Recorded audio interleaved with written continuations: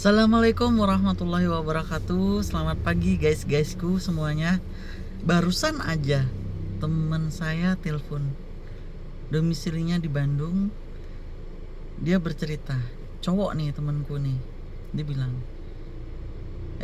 Mbak Bro, kata dia bilang kayak gitu, gua nih lagi nggak nyaman hatinya gitu. Kenapa? Aku bilang kayak gitu. Terus dia bilang,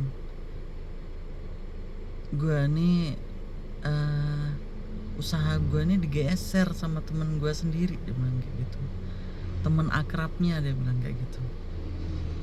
Terus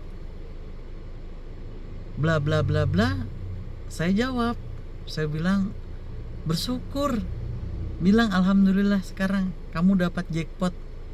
Terus dia bilang, nah loh gimana nih kok malah jawabannya begini, dia bilang kayak gitu. Terus saya jawab, gini loh, prinsip dasarnya rezeki tidak akan tertukar. Jadi bukan berarti takdir yang terjadi itu betul-betul adalah takdir itu juga gitu loh.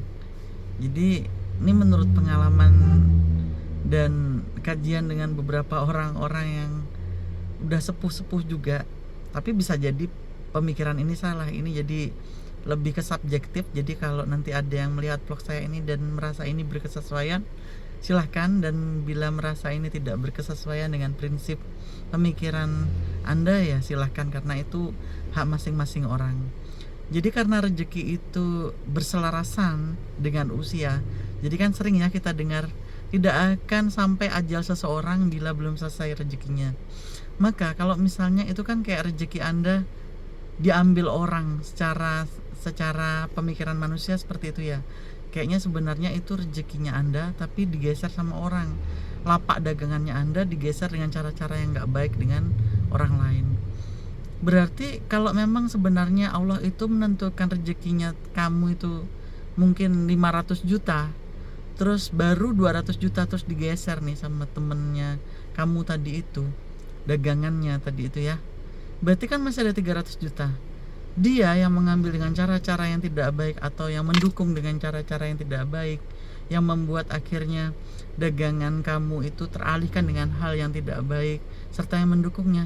Itu kan mungkin rezekinya mungkin sebenarnya mereka itu 500 juta, tapi karena menggeser dagangannya kamu, rezekinya kamu, jadi rezekinya seolah-olah jadi seharusnya 500 juta itu dalam 10 tahun, dia dikasih 500 juta dalam waktu 5 tahunnya. Jadi mungkin 5 tahun itu jadi bonus umur untuk kamu yang sudah dirugikan kayak gitu.